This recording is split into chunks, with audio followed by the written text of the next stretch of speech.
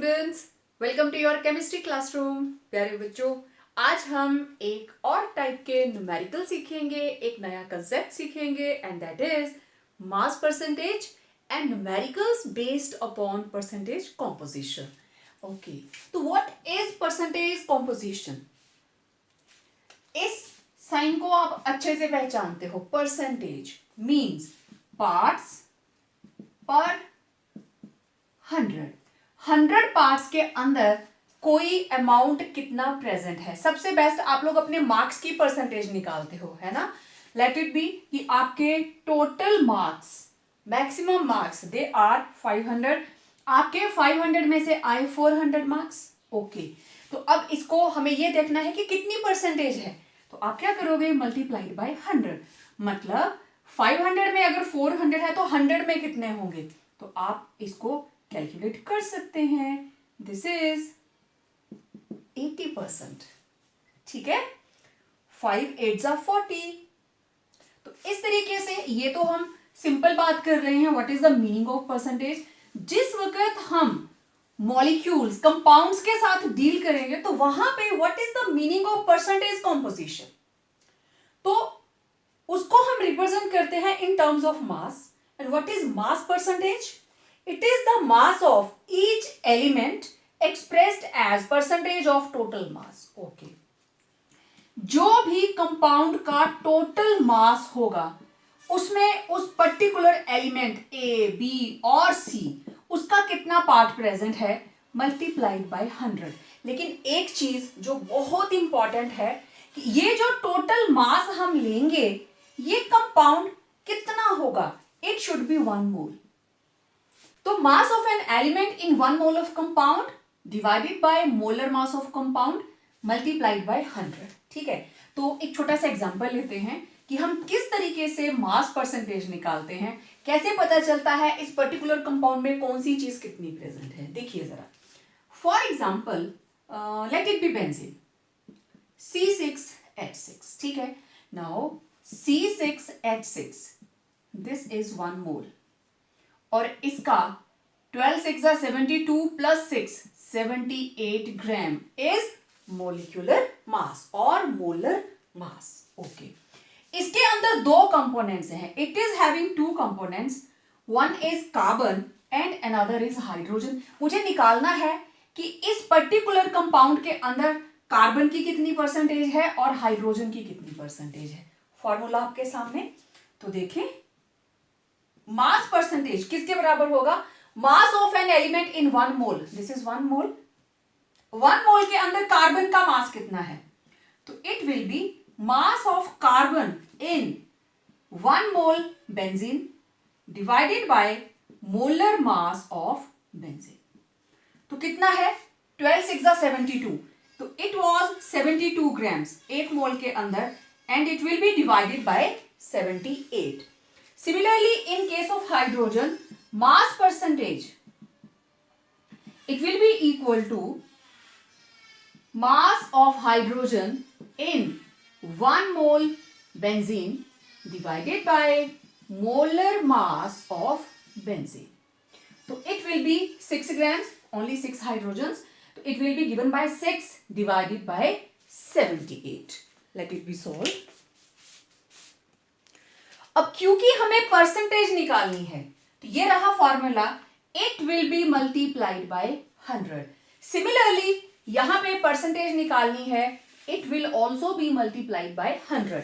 इसको जब हम सॉल्व करते हैं वी गेट 92.4 एंड जब इसको हम सॉल्व करेंगे 6 by 78 into 100 it will give 7.6%।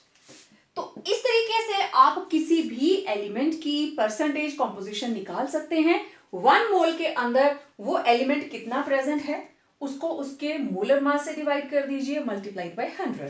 Similarly second component, इसमें 2 ही एलिमेंट थे तो हमने 2 को सॉल्व किया। जिसमें ज्यादा एलिमेंट्स होंगे उसमें ज्यादा को सॉल्व करेंगे। Let us take up some more examples. चलिए एक और एग्जांपल देखते हैं। Let us calculate percentage composition of various elements of glucose. Glucose के अंदर जो अलग अलग एलिमेंट्स प्रेजेंट है, चलो इनकी परसेंटेज कॉम्पोजिशन कैलकुलेट करते हैं। So it is C6H12O6, this is 1 mole and it is 180 grams. ठीक है, मतलब इसका molar mass it is 180 grams. ठीक, it is having 6 carbons, 12 hydrogens and 6 oxygens. Okay, तो let us calculate its mass percentage. ये रहा कार्बन, देन ऑक्सीजन और उसके बाद हाइड्रोजन। ठीक है, टोटल 3 एलिमेंट्स हैं इसके अंदर, राइट। अब देखो, मुझे जो फॉर्मूला है दैट इज, आपको कार्बन का मास पता होना चाहिए कि पर्टिकुलर एलिमेंट का मास कितना प्रेजेंट है। अब मैं फॉर्मूला नहीं लिखूंगी, ठीक है। सो मास ऑफ कार्बन, इसके अंदर प्रेजेंट है 12 कार्बन्स, तो 12 इंटू, सॉरी, इसके अंदर प्रेजेंट है 6 कार्बन्स, तो it will be 6 into 12, 72 grams. How many oxygens? 6, तो there are mass of oxygen, there are 6 oxygens multiplied by 16, 96 gram. How many hydrogens? There are 12. So mass of hydrogen, it is equal to 12 into 1, 12 gram. Okay. Now mass percentage, it will be equal to mass of element in 1 mole divided by उसका molar mass multiplied by 100. ठीक है, 0 से 0 cancel, तो ये आ गया 6 12 जा, 6 3 जा, 3 4 जा, तो ये आ गया 40%। कार्बन इज 40%, तो कार्बन इज 40%। ठीक है, कार्बन की परसेंटेज है इसके अंदर 40%। Okay, now let us find out mass percentage of oxygen. तो ऑक्सीजन की मास परसेंटेज किसके बराबर होगी? ऑक्सीजन का अपना mass divided by molecular mass multiplied by 100। Again इसको सॉल्व करते हैं, it will come out to be 3 6 18, 3 3 9, 3 2 6। Okay, again 2 3 6, 2 6 32। Okay, ये आ गया 160 डिवाइडेड बाय 3, तो देखिए कितना आता है, इट विल बी 3 5 15, कैरी हुआ 3 3 9, अगेन 3 3 9 ही आता जाएगा and it comes out to be 53.33%। तो percentage of oxygen it is 53.33%। Similarly हम कैलकुलेट करेंगे हाइड्रोजन की, हाउ मच, तो इसकी मास परसेंटेज इट इज, जो उसका अपना मास है 1 मोल में, 1 मोल के अंदर टोटल 180 था ना, तो 1 मोल के अंदर इसके 180 के अंदर how many hydrogen? It is 12 ग्राम, तो इट इज 180 इंटू 100। ठीक है, तो लेट इट बी सोल्व।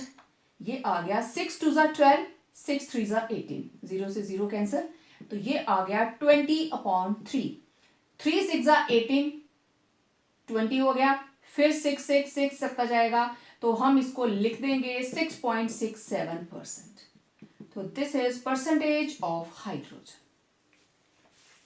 तो इस तरीके से कोई भी आपको कंपाउंड दिया हो, आप आसानी से परसेंटेज कंपोजिशन निकाल सकते हैं। कई बार एग्जाम में बड़े वाला न्यूमेरिकल नहीं आता, ऐसे छोटे छोटे न्यूमेरिकल्स आते हैं। जरूरी नहीं उसने तीनों एलिमेंट्स का पूछा, वो कहता है in the given sample of glucose how what is the percentage of oxygen, सिर्फ ऑक्सीजन की पूछी है, तो इनकी निकालने की जरूरत नहीं, बस ऑक्सीजन का मास निकालिए डिवाइडेड बाय 180 मल्टीप्लाइड बाय 100।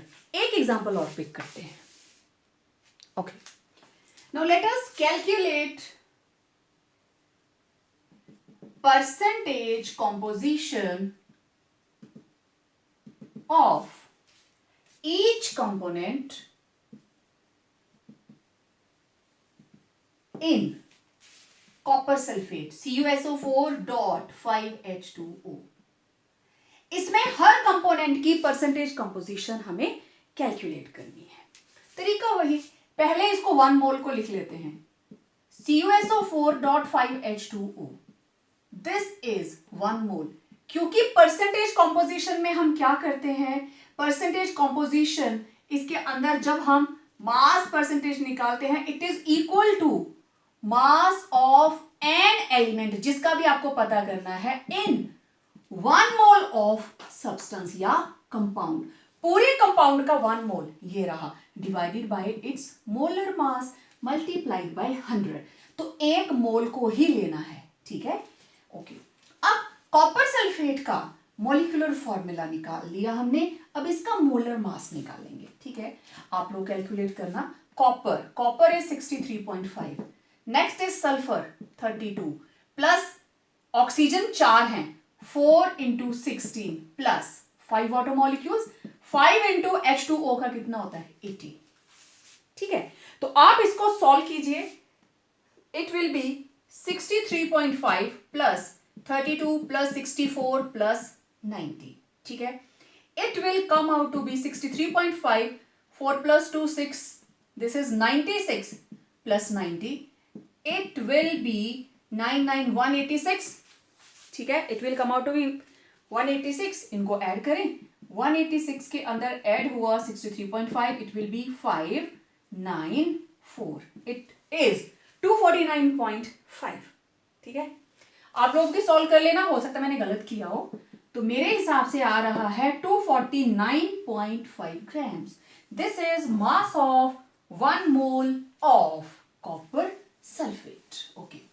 अब हमें हर कंपोनेंट की अलग अलग परसेंटेज कॉम्पोजिशन निकालनी है, ठीक है।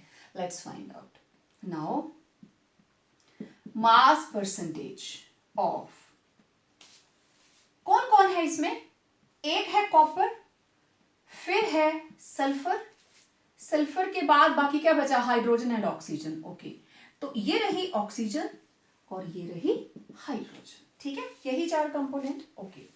तो देखें, सबसे पहले कॉपर, कॉपर तो एक ही प्रेजेंट है, तो हम क्या लिखेंगे, mass of copper it is 63.5 gram, right, okay.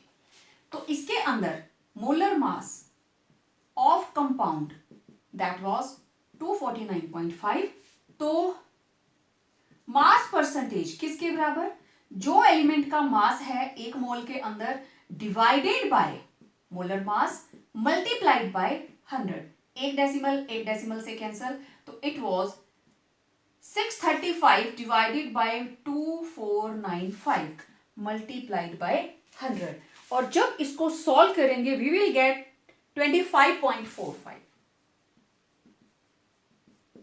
Right. तो it was mass percentage of copper. तो कॉपर सल्फेट के अंदर कॉपर कितना प्रेजेंट है, it is 25.45%। Next is sulphur, okay.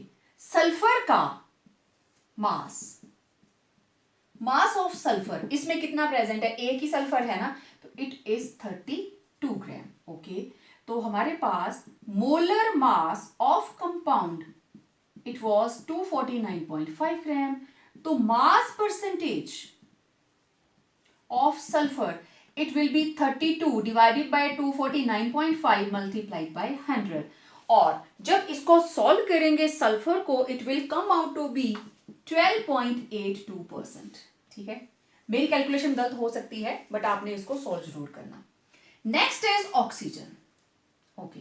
तो ऑक्सीजन का mass of oxygen it was 16 gram, sorry, एक oxygen, यहां टोटल पहले काउंट करते हैं how many oxygen are there, ठीक है। मास ऑफ ऑक्सीजन तो पहले काउंट करते हैं how many oxygen are there. देखो जरा, 4 ऑक्सीजन ये रही, 5 वाटर मॉलिक्यूल्स हैं यहाँ पे, एक वाटर मॉलिक्यूल में एक ऑक्सीजन, 5 में कितनी हो गई 5, 5 + 4 9, तो there are total 9 oxygen atoms, ठीक है। तो 9 ऑक्सीजन एटम्स हैं, तो उसी हिसाब से हमें यहां पे सोल्व करना पड़ेगा। तो मास ऑफ ऑक्सीजन हो जाएगा 9 × 16, ठीक है। तो it will B 144 grams. Molar mass 249.5. So therefore mass percentage of oxygen, it will be 144 divided by 249.5 multiplied by 100. और इसको जब सॉल्व करेंगे it will come out 57.77%. Now we are left with hydrogen. How many hydrogens are there? एक water molecule के अंदर 2 hydrogens, तो 5 के अंदर 5 2s are 10. तो हाइड्रोजन्स हमारे पास हैं, hydrogens are equal to 10, oxygen was equal to 9, sulphur was equal to 1 and copper was also equal to 1. So it was mass of hydrogen that was 10 into 1 equal to 10 gram. So molar mass it was 249.5 grams. So mass percentage of hydrogen it is equal to 10 divided by 249.5 multiplied by 100. So after solving it, 10 upon 249 into 100, it will come out to be 4.01%. So it was percentage of hydrogen. Right? कर लो जरा इनको add, 1 2 3 4 add करेंगे, it will definitely come out to be 100. तो इस तरीके से बच्चे आपको कोई भी फॉर्मूला दिया गया हो, मैंने तो इसलिए ऐसे करके सॉल्व कर देती हूँ, दिख भी जाता है आसानी से, सारे के सारे बराबर आ जाते हैं. आप लोग चाहें तो 1 किलोमीटर लंबा भर सकते हैं, इसके बाद नीचे, इसके बाद नीचे, लेकिन कॉम्पैक्ट है तो ये नहीं सोचना मार्क्स कम मिलेंगे. कॉम्पैक्ट के मार्क्स ज्यादा मिलते हैं क्योंकि देखने में भी अट्रैक्टिव लगता है और कम जगह में सॉल्व हो जाता है. अब इसके न्यूमेरिकल, लेकिन न्यूमेरिकल से पहले हम कुछ फॉर्मूलाज के बारे में बात करेंगे. नेक्स्ट देखिए, व्हाट इज केमिकल फॉर्मूला. छोटी क्लासेस में आप लिखते थे सोडियम क्लोराइड, है ना. फिर आप थोड़ी बड़ी क्लास में आए तो आपने लिखा NaCl. सोडियम का सिंबॉलिक रिप्रेजेंटेशन है Na, actually it is natrium, हम इसको बोलते हैं सोडियम, और क्लोराइड का है Cl. और जब अब ऐसे लिखा हो तो आप पहचान जाते हो, yes this is sodium chloride, this is calcium chloride, this is calcium carbonate. मतलब दिस इज सिंबॉलिक रिप्रेजेंटेशन. हमने सिंबल दे दिया, सोडियम का सिंबल है हमारे पास Na, क्लोराइड का सिंबल है हमारे पास Cl, कैल्शियम का सिंबल है Ca, कॉपर का Cu, this is copper sulphate. Right. तो ये जो सिंबॉलिक रिप्रेजेंटेशन होती है of various elements present in a compound, this is known as chemical formula. ठीक है, केमिकल फॉर्मूला. फॉर एग्जाम्पल मैं सिंपल लिख देती हूँ. For example sodium chloride, calcium chloride, copper sulphate etcetera. ये आप छोटी क्लासेस में करके आए. अब जो हमारे करने वाला काम है that is type of chemical formula. Chemical formula कितनी तरह के होते हैं? Basically these are of 2 types. एक होता है एम्पिरिकल फॉर्मूला, दूसरा होता है मॉलिक्यूलर फॉर्मूला. अभी तक आप लोग यही जानते थे, केमिकल फॉर्मूला लिखो, मॉलिक्यूलर फॉर्मूला लिखो, और बहुत सारे प्लेसेस के ऊपर ये दोनों ऑल्टरनेटिवली यूज होते हैं. ठीक है, हम बोल रहे हैं केमिकल फॉर्मूला या मॉलिक्यूलर फॉर्मूला, आप समझ जाते हो. आपको बोला जाए सोडियम क्लोराइड का मॉलिक्यूलर फॉर्मूला, आप लिखोगे NaCl. सोडियम क्लोराइड का केमिकल फॉर्मूला आप तब भी यही लिखोगे. तो ऑल्टरनेटिवली दे आर यूज्ड. दोनों में फर्क क्या है? क्योंकि हमारे जो नेक्स्ट न्यूमेरिकल्स हैं वो इन्हीं की कैलकुलेशन के ऊपर हैं कि कैलकुलेट एम्पिरिकल फॉर्मूला और मॉलिक्यूलर फॉर्मूला. ठीक है, तो एम्पिरिकल फॉर्मूला के अंदर जो भी एटम्स प्रेजेंट है जिस जिस एलिमेंट की सिंपलेस्ट होल नंबर रेशो होती है. ये एक्चुअल फॉर्मूला नहीं होता, लेकिन it gives actual number of atoms of various elements present in one molecule of a compound. तो empirical formula it gives simplest whole number ratio of, क्या देता है ये? Simplest whole number ratio of atoms of various elements present in one molecule of compound. और इधर it gives actual number of atoms of various elements present in one molecule of a compound. अब देखना आप example से एकदम इसको समझ जाओगे. ठीक है, तो मैं लिखने वाली हूं सेंटर में फॉर एग्जाम्पल. ठीक है, अब मैं इस लाइन के अक्रॉस लिख रही हूं, दिस इज हाइड्रोजन पर ऑक्साइड। तो हाइड्रोजन पर ऑक्साइड ये कंपाउंड है। इधर मैं लिखूंगी इसका मॉलिक्यूलर फॉर्मूला और इधर मैं लिखूंगी इसका एम्पिरिकल फॉर्मूला। हाइड्रोजन पर ऑक्साइड आपको पता है इसका फॉर्मूला क्या होता है, H2O2। तो इसकी सिंपलेस्ट होल नंबर रेशो क्या बनेगी हमारे पास, HO, है ना सिंपल। ओके, सेकेंड एग्जाम्पल मैं ले रही हूं ग्लूकोज। उसको भी बिल्कुल ऐसे ही आप सेंटर में लिखोगे। ग्लूकोज का एक्चुअल फॉर्मूला C6H12O6। अब इसकी सिंपलेस्ट होल नंबर रेशो बनाओ जरा, 6 से कट गया ना, 6 1 जा 6 2 जा 6 1, तो ये आ गया CH2O। एक और लेते हैं बेंजीन। ठीक है, बेंजीन का एक्चुअल फॉर्मूला क्या रहता है, C6H6। तो 6 6 से कैंसिल, 1:1 आ गया, तो इसका एम्पिरिकल फॉर्मूला क्या होगा, CH। तो ये सारे के सारे दीज आर एम्पिरिकल फॉर्मूला और ये वाले हैं मॉलिक्यूलर फॉर्मूला। तो एग्जांपल्स मैंने दोनों साइड कॉमन दे दी हैं। आई होप आप सब समझ गए एम्पिरिकल फॉर्मूला और मॉलिक्यूलर फॉर्मूला में डिफरेंसेस क्या हैं। Got it. अब इनमें रिलेशन क्या है और हम कैसे इनको कैलकुलेट करेंगे, लेट्स सी। अब जो न्यूमेरिकल्स हमने करने हैं, हमें कैलकुलेट करना है एम्पिरिकल फॉर्मूला भी और मॉलिक्यूलर फॉर्मूला भी। आप लोगों को परसेंटेज कॉम्पोजिशन गिवन होगा, ठीक है, परसेंटेज कॉम्पोजिशन गिवन होगा। तो हमारे पास जो रिलेशनशिप है मॉलिक्यूलर फॉर्मूला, मैं इसको ऐसे लिख लेती हूं, molecular formula it is equal to n into empirical formula. अब ये n क्या है, n ये हम कहां से कैलकुलेट करते हैं, it is equal to, n will be equal to molar mass divided by empirical formula mass. ठीक है, अच्छा, तो मोलर मास समटाइम्स तो गिवन होता है, ठीक है, molar mass sometimes it is given. अगर ये नहीं दिया है then you will be given vapour density, आपको गिवन होगी वेपर डेंसिटी। और आपको पता है molar mass it is equal to 2 into vapour density. Vapour density को 2 से मल्टीप्लाई करेंगे, you will get molar mass. Clear. तो अब हम न्यूमेरिकल देखते हैं और किस तरीके से उसको हम कैलकुलेट करेंगे। ये रही मेरे पास statement, the molecular mass of an organic compound is 78 and its percentage composition is 92.4% carbon and 7.6% hydrogen. Determine molecular formula. और देखो जब भी आप इसका मॉलिक्यूलर फॉर्मूला निकालेंगे, एम्पिरिकल फॉर्मूला तो आपको निकालना ही पड़ेगा, ठीक है। तो what is given, given is molar mass of compound it is 78 grams. ठीक है, ये पूरे का पूरा न्यूमेरिकल एक टेबल के अंदर सॉल्व हो जाता है। तो टेबल के अंदर सबसे पहले कॉलम में आप लिखोगे जो जो एलिमेंट्स आपको गिवन है। तो आपके पास दो एलिमेंट्स हैं, एक है कार्बन, दूसरा है hydrogen. Okay, second step percentage composition, उनकी परसेंटेज आपको कितनी गिवन है।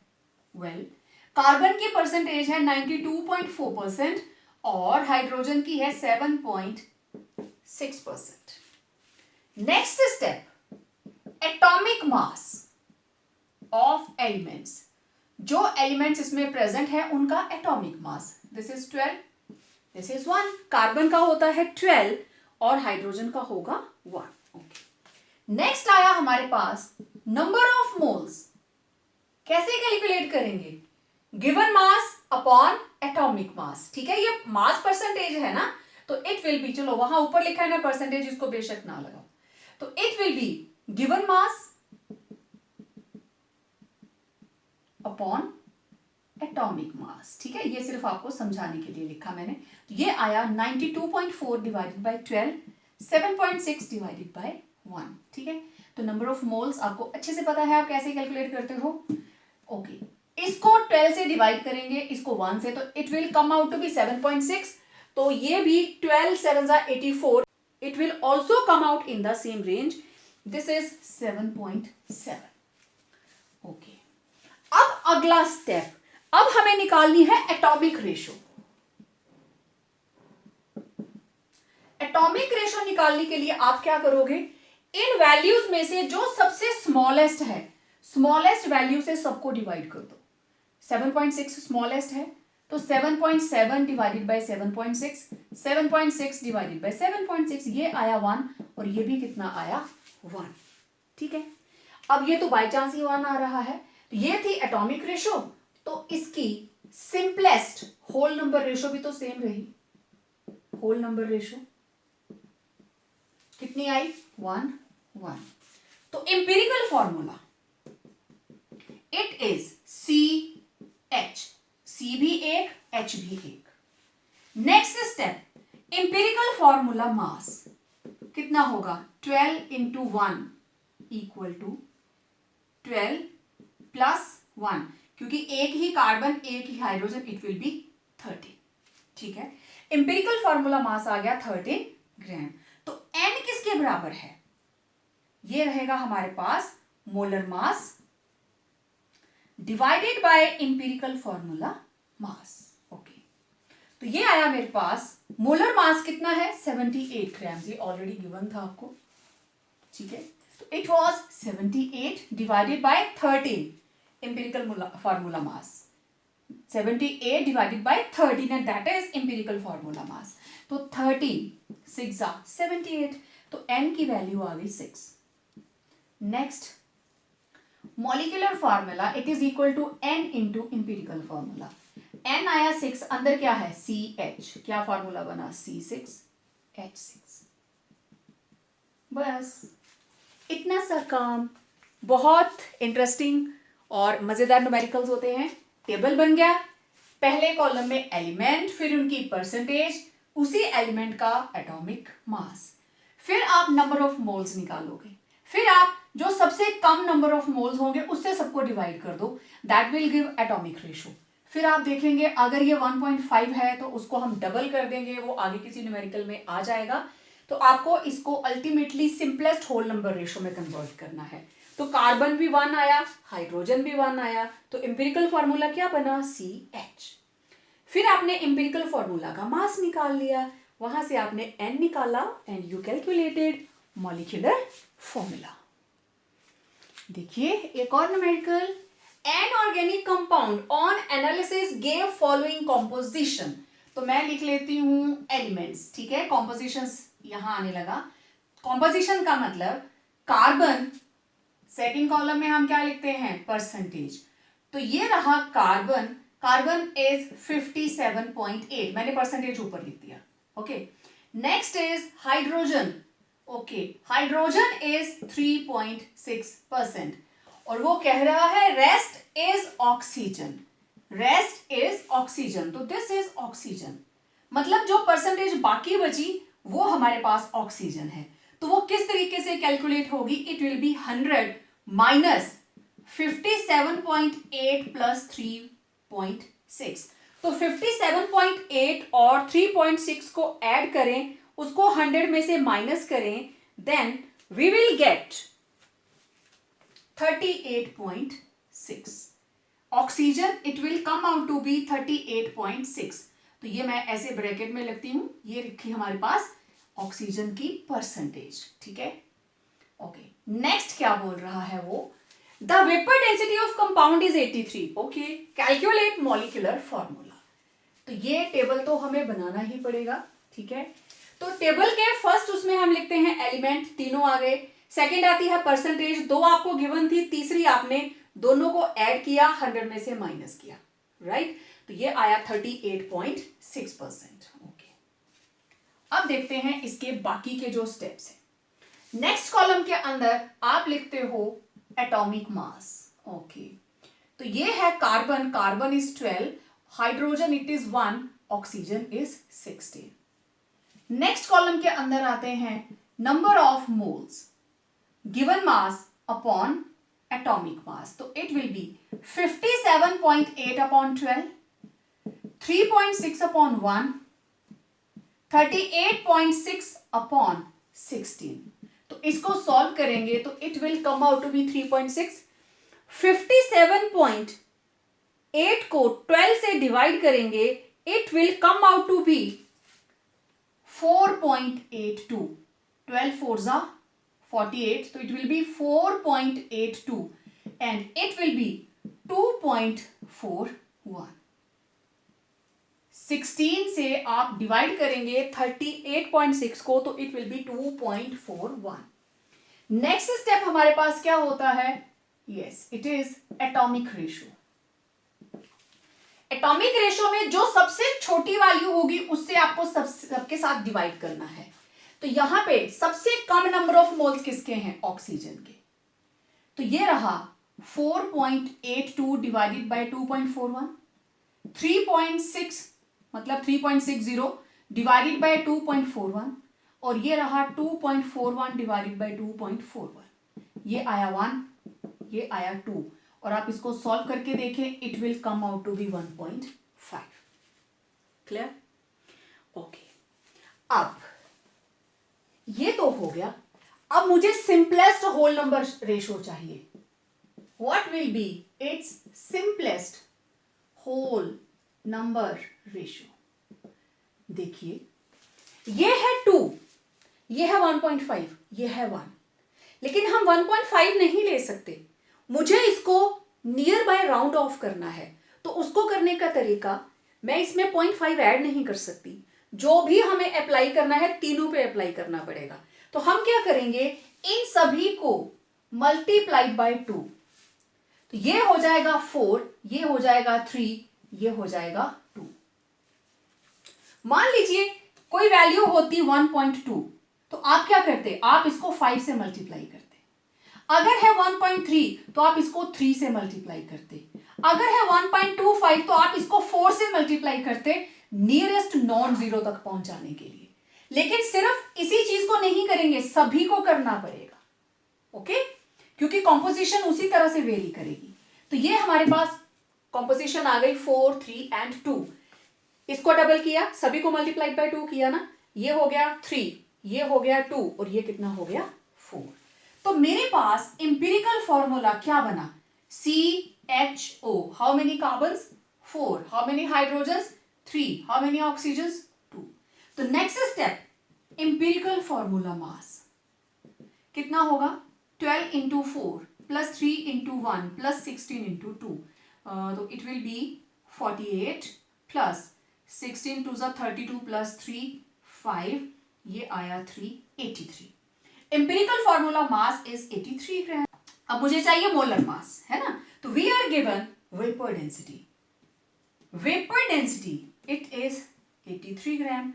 देयरफॉर मोलर मास कितना आएगा? 2 इंटू वेपर डेंसिटी।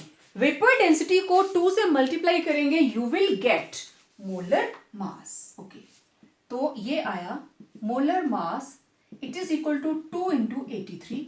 ये आ गया 2 3 ज़ा 6, it will be 166। This is molar mass. N किसके बराबर है? It will be molar mass divided by empirical formula mass. Okay, तो कितना आया? 166 डिवाइडेड बाय 83, 83 टू ज़ा 166। तो n कितना आ गया? n will be equal to 2। n की वैल्यू आ गई हमारे पास 2। Okay, next step, we know that molecular formula is equal to n into empirical formula. ठीक है, it will be n into empirical formula. तो n की वैल्यू हमने कितनी निकाली है इधर? 2। तो ये हो गया molecular formula 2 into, it was C4H3O2, right? कितना हो गया? C8H6O4। तो molecular formula, this is exact molecular formula. So इस तरीके से परसेंटेज कॉम्पोजिशन आपको गिवन है। वेरियस स्टेप्स को फॉलो करते हुए आपको सिंपलेस्ट होल नंबर रेशो निकालनी है, एम्पिरिकल फॉर्मूला बनाना है, और वहां से मॉलिक्यूलर मास निकालेंगे, अगर डायरेक्ट गिवन है तो ओके, नहीं है तो वेपर डेंसिटी गिवन होगी। वहां से आप स्मॉल n कैलकुलेट कीजिए, n को कैलकुलेट करने के बाद वैल्यू पुट करेंगे, you will get molecular formula. Next देखिए एक और बहुत ही important question, a compound on analysis gave following composition. तो उसने क्या कॉम्पोजिशन दी है, मैं साथ साथ यहां लिख लेती हूं। तो दीज आर एलिमेंट, कौन कौन से हैं, सोडियम है, सल्फर है, हाइड्रोजन है और ऑक्सीजन है। और इनकी परसेंटेज कॉम्पोजिशन क्या मिली, sodium is 14.31, sulfur is 9.97, hydrogen is 6.22 and oxygen it is 69.5. Okay. Calculate molecular formula of the compound on assumption that all the hydrogens in compound are present in combination with oxygen as water of crystallization. New term water of crystallization, but आप लोग जानते हैं। Copper sulfate dot 5H2O. This is water of crystallization. तो इसमें भी जितनी hydrogens हम calculate करके निकालेंगे वो सारी की सारी ऐसे as a water of crystallization present है। जैसे हमारे पास होता है FeSO4.7H2O, तो इसमें 14 हाइड्रोजन्स, इसमें 10 hydrogens, right. This is the meaning of water of crystallization. चलिए पहले तो मॉलिक्यूलर फॉर्मूला कैलकुलेट करेंगे, और मॉलिक्यूलर मास आपको दे दिया है 322, और साथ में अलग अलग एलिमेंट्स के एटॉमिक मासेस भी दिए हैं। तो ये था element percentage. Okay, next step हमारे पास क्या रहता है,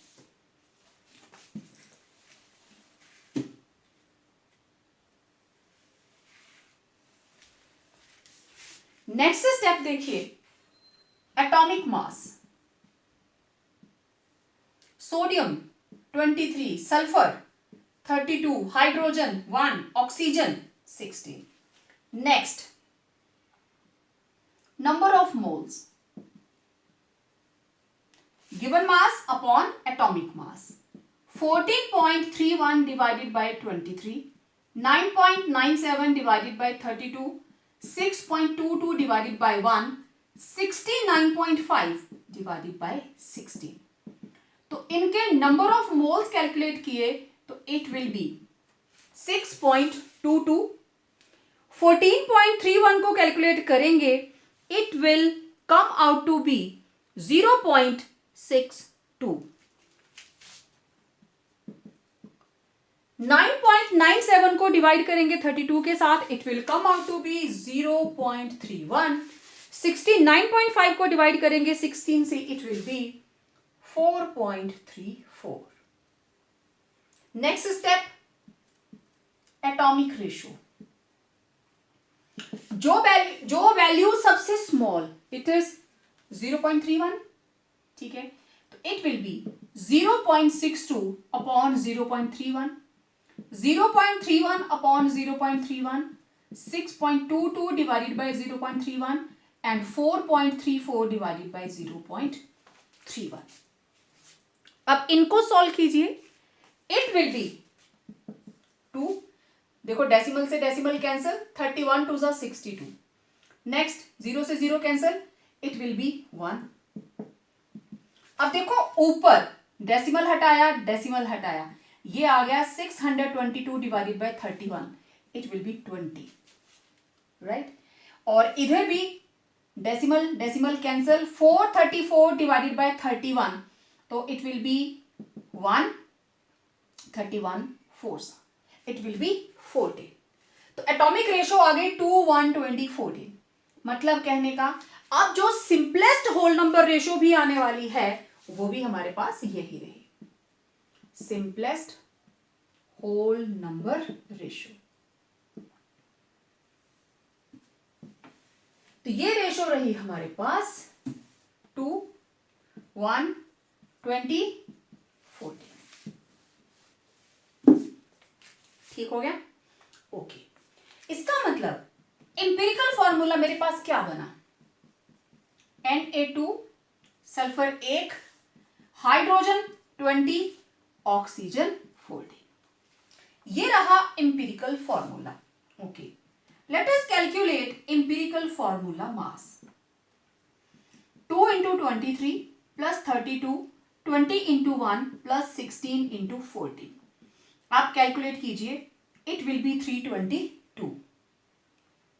ठीक, मोलिकुलर मास ऑलरेडी हमें गिवन है, दैट इज ऑल्सो, ये रहा हमारे पास empirical formula mass. Molecular mass is 322। Okay, let us find now n। n is equal to molar mass upon empirical formula mass. ये आया 322 अपॉन 322, तो n इक्वल टू 1। n की value क्या आ गई हमारे पास? 1। ओके, n अगर 1 है, next molecular formula n into empirical formula. तो इंपिरिकल फॉर्मूला हमारे पास क्या है? Na2SH20O14, यही है। ठीक है, तो it will B multiplied by 1। n की वैल्यू क्या है हमारे पास? 1। तो मॉलिक्यूलर फॉर्मूला भी क्या आया? Na2SH20O14। तो दिस इज मॉलिक्यूलर फॉर्मूला। लेकिन अभी क्वेश्चन पूरा नहीं हुआ, क्योंकि उसने कहा था all the hydrogens in compound are present in combination with oxygen as water of crystallization। तो मैं यहां पे थोड़ा सा स्पेस खाली करने लगी, तो जो हमारा स्टेटमेंट हमें बोल रहा है वो किस तरीके से हम इसको कंप्लीट करके दिखाएंगे। अकॉर्डिंग टू क्वेश्चन, ये कहता है all hydrogens are present as water of crystallization। ठीक है, how many hydrogens are there? There are 20 hydrogens। 20 hydrogens। Okay, मैं लगाऊंगी यहां पे डॉट 10H2O। 20 की 20 हाइड्रोजन्स खत्म हो गई ना। ओके, अब बाकी जो बचा वो यहां लिखेंगे। How many sodium? कितने सोडियम है? 2। सल्फर को कुछ नहीं हुआ, कहानी आएगी ऑक्सीजन पे। टोटल ऑक्सीजन कितनी थी? 14। वाटर के अंदर कितनी यूज हो गई? 10। बाकी कितनी बची? 4। तो ये बना हमारा सही फॉर्मूला, Na2SO4 डॉट 10H2O। फिर से देखिए, अकॉर्डिंग टू क्वेश्चन, मैंने भी स्टेटमेंट लिख के रखी हुई है, all the hydrogens in compound are present in combination with oxygen as water of crystallization। Okay, तो कितनी हाइड्रोजन्स आपने निकाली थी? 20। मतलब ये हुआ कि आप 20 की 20 हाइड्रोजन्स यहां डॉट लगाएंगे, H2O। ठीक, H2O यहां लग गया 10, 10 2 20, काम खत्म। How many oxygen you used? 10। अब मेरे पास क्या बचा? सोडियम 2, सल्फर 1, ऑक्सीजन कितनी बची? 4। तो ये बन गया फॉर्मूला। समझ आई बात? 2 बार बता दिया मैंने। तो इसके बाद आपको ये चीज लिखनी है, 2 लाइंस। ठीक, अब मैं इसको हटा देती हूं, क्योंकि जब तक फॉर्मूला नहीं लिखा जाता था तब तक इसकी जरूरत थी।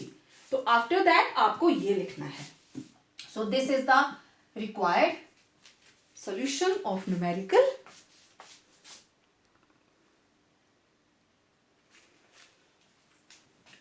To more question specially from NCERT. ये कहता है determine empirical formula of an oxide of iron which has 69.9% iron and 30.1% oxygen by mass। तो सिर्फ इंपिरिकल फॉर्मूला। हमेशा मॉलिकुलर फॉर्मूला पूछा जाए, that is not a necessity. तो देखिए आपको क्या गिवन है?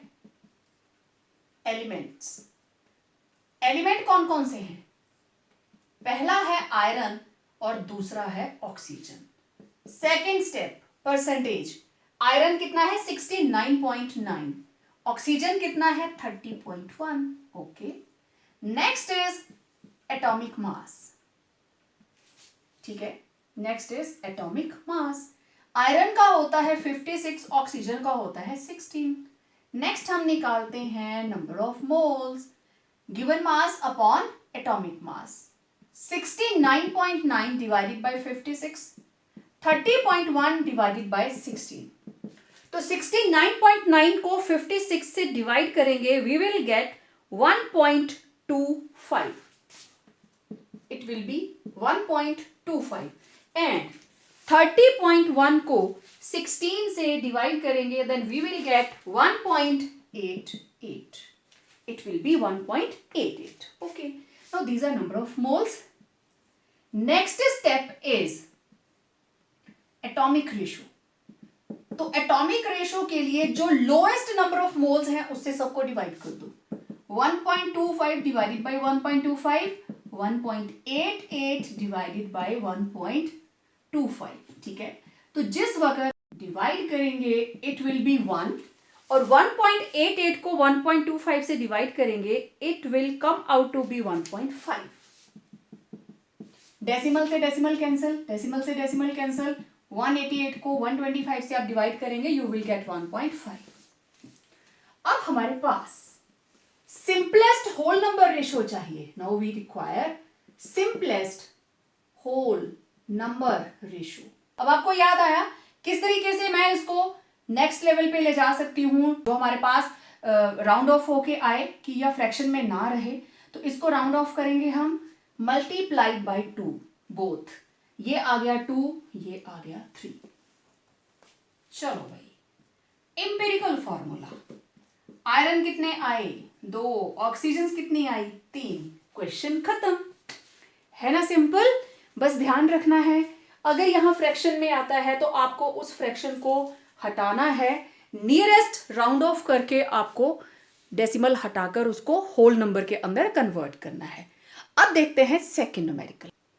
नेक्स्ट देखिए, a compound contains 4.07 hydrogen, 24.27 carbon and 71.65 chlorine, molecular mass is 98.96, what is it's empirical and molecular formula. Okay, तो एज यूजुअल सबसे पहले आप लिखेंगे इसमें एलिमेंट्स कौन से प्रेजेंट हैं। तो it was carbon, hydrogen, chlorine, उनकी परसेंटेज कॉम्पोजिशन, उनका atomic mass. Next step, number of moles, 24.27 divided by 12, 4.07 divided by 1 and 71.67 divided by 35.5। ठीक है, तो 24.27 को डिवाइड करेंगे 12 के साथ, we will get 2.02, it is 4.07। 71.67 को डिवाइड करेंगे 35.5 के साथ, it will also come out to be 2.02। देखो 71, 35.5, almost 2, right. Next step, atomic ratio. तो जो लोएस्ट नंबर ऑफ मोल्स है 2.2, उससे सबको डिवाइड कर दो, 2.02 upon 2.02, 4.07 upon 2.02, 2.02 upon 2.02, it will be 1, it will be 2, it will be 1. तो it is 1 to 1. तो जो हमारे पास सिंपलेस्ट रेशियो है वो भी क्या आई, simplest whole number ratio, it is 1 to 1. तो इंपेरिकल फॉर्मूला क्या बना, CH2Cl। नेक्स्ट स्टेप के अंदर आप निकालेंगे empirical formula mass 12 plus 2 into 1 plus 35.5। तो इसका empirical formula mass it will come out to be 49.5। ठीक है, मॉलिक्यूलर मास आपको गिवन है, इट इज 98.96, 98.96। ओके, तो N will be equal to molar mass upon empirical formula mass. Okay, तो it will be N, तो N हमारे पास आएगा 98.96 divided by 49.5, तो almost it will be equal to 2। ठीक है, it is almost equal to 2। तो जो हमारे पास मॉलिक्यूलर फॉर्मूला है that is N into empirical formula, N की वैल्यू है 2 और ये फॉर्मूला था CH2Cl। तो क्या बना molecular formula, C2H4 Cl2. Molecular formula will be C2H4Cl2.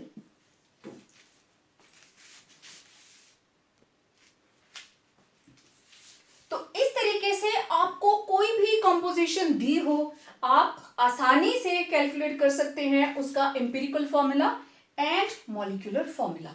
अगर आपको कंपोजिशन ऐसे ना दी गई हो तो आपको मेथड पता है, मास परसेंटेज किस तरीके से हम कैलकुलेट करते हैं। तो एग्जाम के अंदर बहुत ही सिंपल क्वेश्चंस रहते हैं। एनसीईआरटी के क्वेश्चंस तो और भी सिंपल हैं।